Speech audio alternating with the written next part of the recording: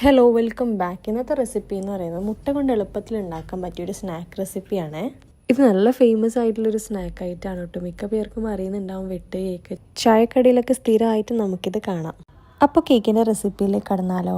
ആദ്യമായിട്ടാണ് നിങ്ങൾ എൻ്റെ ചാനൽ കാണുന്നതെങ്കിൽ സബ്സ്ക്രൈബ് ചെയ്യാൻ മറക്കല്ലേ. കൂടെ വീഡിയോസിന് ലൈക്കും ചെയ്യണേ. ഇതിൻ്റെ മെയിൻ ഇൻഗ്രീഡിയൻറ്റ് മുട്ടയും മൈദയുമാണ്. ഞാനിവിടെ 8 മുട്ടയാണ് എടുത്തിട്ടുള്ളത്.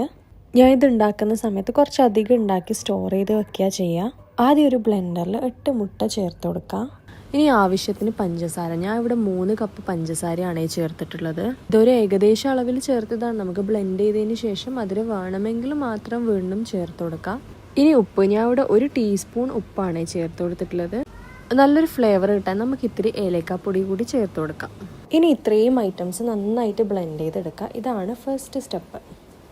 അപ്പം നമ്മളിത് ബ്ലെൻഡ് ചെയ്തെടുത്തിട്ടുണ്ട്. ഇനി ഒരു പാത്രത്തിലേക്ക് മാറ്റാം. കുറച്ച് വലിയ പാത്രത്തിലേക്ക് തന്നെ ഒഴിക്കണം.